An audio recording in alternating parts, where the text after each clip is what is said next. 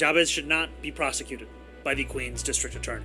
His handcuffs should be removed. America, the new socialist mayor of New York City just demanded that prosecutors drop all charges against a man who charged at police with a knife. Not reduce charges, not a plea bargain, drop them entirely. Put the knife down!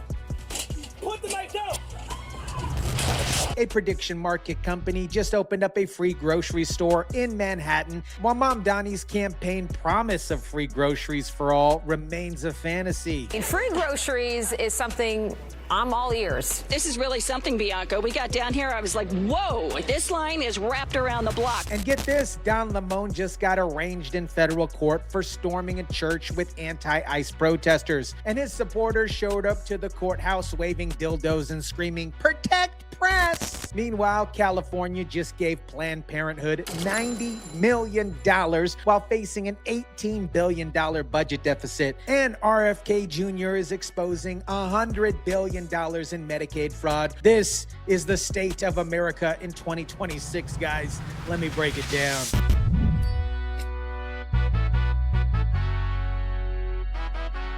What is up, guys? Tyson DeLaCruz here. Thank you so much for rocking with me. Let me start with New York City's new mayor, because this is what happens when you elect Democratic socialists with zero management experience to run the biggest city in the country. Zoran Mamdani has been mayor for less than a month, and he's already establishing himself as one of the most radical anti-police mayors in modern history. How you doing? Are you bald? You bald? Body-worn camera depicts NYPD officers being let into the home after the young man's parents called 911 about their son being in emotional distress. What begins as a standard response takes a turbulent turn as soon as the young man sees the police. Baba, no! Hey, put the knife down! Put the knife down!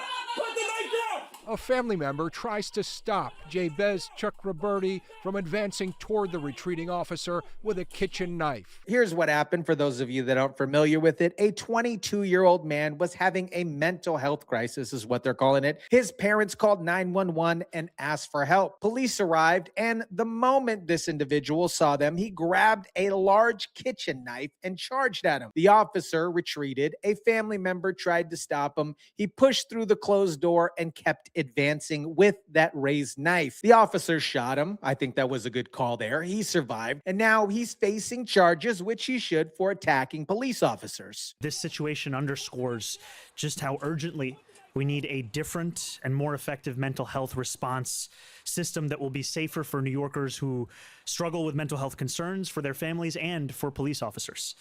Jabez needs mental health treatment, not criminal prosecution. Let me get this straight. A man charges at a police officer with a knife. Officers defend themselves. The man survives. And the mayor wants no consequences. What message, you guys, does this send to every other person having a mental health crisis, whatever you want to call that, attacks cops with weapons, and the mayor will protect you. Zoran will protect you. You're going to send only medical professionals there. Understand there's a changing dynamic.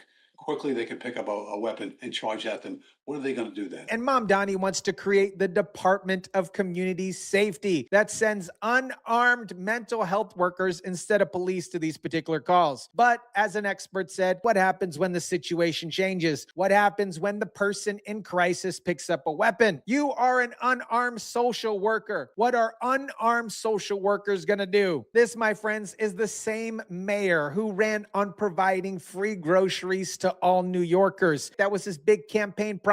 Free food for everybody, except he hasn't delivered a single free meal. But you know who did? A prediction market company just opened up a free grocery store in Manhattan and absolutely embarrassed Zoran Mamdani. Polymarket, the platform where people bet on elections outcomes, sports, and current events, opened up a pop-up grocery store in West Village where everything was completely free. So people are able to get a tote bag, go into the grocery store, fill up that tote bag with whatever it is that they have, whatever it is that they want, and the groceries are free. Hundreds of people showed up, lines wrapped around the block. One guy said he waited 5 hours, but it was worth it because he got food to take home and cook. They are giving away free groceries, and I think it's very imperative because of the simple fact that inflation is across the country.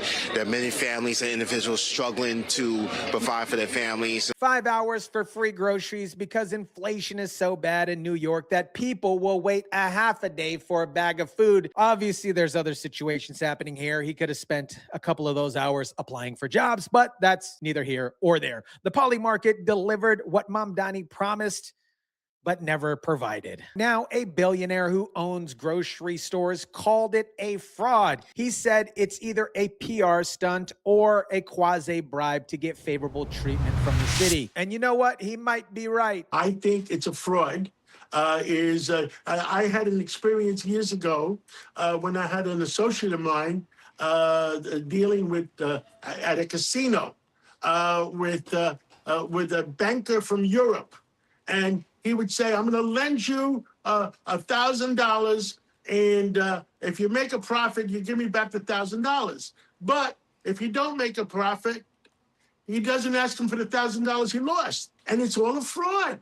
It's $1 million quasi-bribe to somebody in the city. Poly Market donated $1 million to the food bank in New York City as part of this particular promotion. So they're getting good PR, tax write-offs, and potentially favorable regulation treatment. But here's the thing. They still delivered free groceries, and Mamdani didn't. Somebody in New York City wants to make New York City their dream of free groceries alive. And it's all a fraud. And this reminds me of another time a private businessman showed up for New York City. Remember the Woolman Rink in Central Park? Let me take you back to 1986. Cue the dream music, guys, because this is a perfect example of government incompetence versus private sector efficiency. The city spent nearly 6 years and $12 million trying to fix it.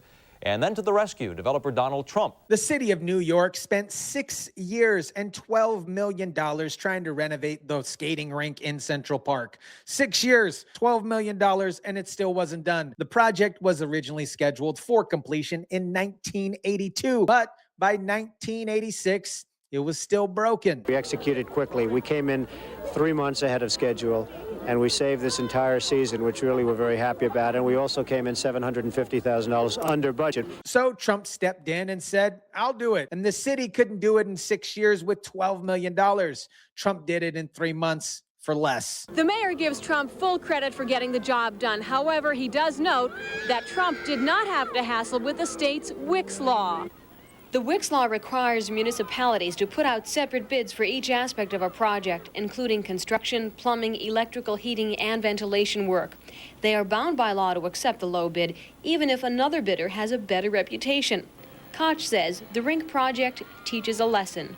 The lesson is that there is much to be learned from the private sector. The lessons that government is slow, wasteful, and incompetent. Even back then, they knew the grift. Private businesses get things done, and they do. That's what Poly Market just did. They delivered free groceries in a weekend. Mamdani has been promising it for months and hasn't delivered anything except for protection from criminals who attack police. Now, we got to talk about Don Lemon, because this story is absolutely wild. The former CNN anchor just got arraigned in federal court for conspiracy to deprive rights under color of law. That is a fancy way of saying he helped a mob storm a church to obstruct federal immigration enforcement. 3 of those people were the ringleaders, accusing them of planning the riot. Now they are charged with conspiracy to deprive rights, a federal crime. One of them, William Kelly, was on camera saying all these pretend Christians, all these comfortable white people living in lavish lives while children are dragged into concentration camps. And Donna Lemon was there live streaming the entire thing. He claims he was covering it as a journalist, but prosecutors say he knowingly joined the mob. He wasn't reporting, he was participating. Agitators shouted at churchgoers there in the middle of services. Protesters targeted this church because one of the pastors works for ICE. They screamed at people trying to worship. They disrupted a religious service to make a political statement. And Donna Lemon was right there with them. And guys, here is the best part. When Don Lemon showed up for his arraignment, his supporters were outside the courthouse waving dildos and screaming, "Protect the press." Protect the press! Protect the press! Protect the press! Protect the press! I am not kidding. A woman with gray hair and sunglasses is shaking a giant purple dildo while chanting, "Protect the press." Another protester put a sign on the ground that said, "Trump is a dick." This is the left in 2026, waving sex toys at a federal courthouse to defend a guy who helped storm a church. These are the people who lecture you about democracy. This is Donald Trump did. And you know what? These women look dusty. Looks like they haven't showered in weeks. Looks like they haven't gotten anything in years. That's why they got all these dildos readily available. Speaking of misplaced priorities, let's talk about California. California. Governor Gavin Newsom just signed a bill giving Planned Parenthood $90 million in state taxpayer funds. $90 million, you guys. While California is facing an $18 billion budget deficit. California will provide $90 million in state taxpayer funds to Planned Parenthood. The government approved this today. And at the bill signing, Governor Gavin Newsom's wife, what they call the first partner, Gavin Newsom's wife, scolded journalists for asking questions about other topics. She wanted them to only ask about Planned Parenthood. We just find it incredulous that we have Planned Parenthood here, and women are 51% of the population. And the majority of the questions, all of these questions, have really been about other issues. So it's just fascinating. You have this incredible women's caucus and all these allies, and you're not asking about it. And this happens over and over and over and over again. You wonder why we have such a horrific war on women in this country, and that these guys are getting away with it, because you don't seem to care. So I just offer that with love. With love, she's lecturing journalists about not caring while her husband is running California into the ground. The state has an $18 billion budget deficit. Homelessness is out of control. Crime is skyrocketing. Businesses are fleeing. But sure, it's okay. Let's give Planned Parenthood $90 million. And you know what California should be funding? Public safety, cleaning up homeless encampments, fixing roads, improving schools. But instead, they're prioritizing abortion funding while the state collapses. This seems like the next grift. California and Gavin Newsom's wife sucked homeless funding dry. Billions of dollars disappeared and nothing to show for it. Now they're moving on to the next cash cow, reproductive rights. It's always about the money with these people. Now let me show you what real leadership looks like, because while Democrats are protecting criminals and funding abortions, RFK Jr. is exposing $100 billion in Medicaid fraud. First, let me show you the most honest thing a politician has ever said. I don't care what happens. I'm going to a meeting every day. Yeah. And I said, I'm not scared of a germ. You know, I used to snort cocaine off of toilet seats.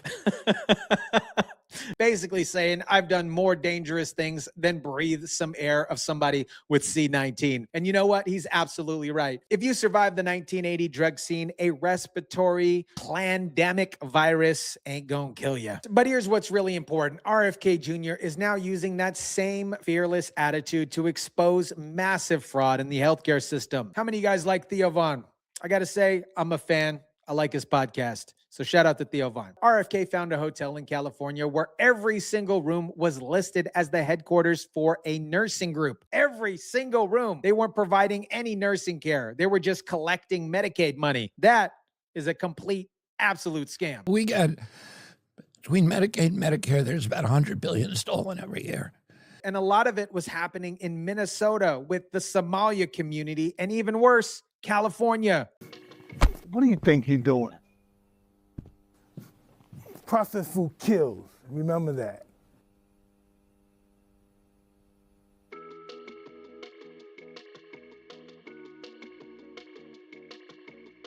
Hey chat, quick announcement. I'm launching a second channel where I'll be doing some off-the-cuff reactions while I gather research for these deep dive videos. We're talking about politics, some pop culture, some raw, unfiltered takes. The link for it will be somewhere above. I believe I can do that, and in the description down below. Check it out if you want more content between these main videos. Now, let me connect all the dots for you, because this isn't about separate issues. This is about a systematic pattern how Democrats govern. Mamdani protects criminals who attack police while promising free groceries that he hasn't delivered yet. A gambling company embarrasses him by actually providing free food. Trump showed us 40 years ago that private businesses are more efficient than government. Donna Lemon storms a church and gets defended by people waving dildos. California gives Planned Parenthood $90 million while facing a massive budget deficit. And RFK Jr. exposes $100 billion in Medicaid fraud that Democrats have been ignoring for decades. A lot of the money that was going into the Somali community for autism care. There were these phony autism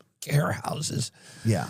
And it gets worse. RFK Jr. found that a lot of the fraud money going to Somalia communities for autism care was ending up with Al-Shabaab, a terrorist group in Somalia. So American taxpayer money is being stolen through Medicaid fraud and used to fund terrorism. This chat is the system Democrats have built. Protect criminals, ignore the fraud, fund abortions, wave dildos, and then when private businesses show up, call it a scam. Meanwhile, Trump and his team are actually solving problems. RFK is exposing the fraud. ICE is deportating criminals. They're deporting criminals. The economy is growing, and the Democrats are losing their mind because they can't compete. America, Zoran Mamdani wants to remove the handcuffs from a man who charged at police with a knife. Polymarket delivers free groceries he promised but never could provide. California gave Planned Parenthood $90 million while facing a massive budget deficit. And RFK Jr. is exposing Medicaid fraud, including the money that's funding Al-Shabaab terrorists in Somalia. This is the choice. Democrats who protect criminals, ignore fraud, and wave dildos at courthouses, or Trump's team who actually solves problems,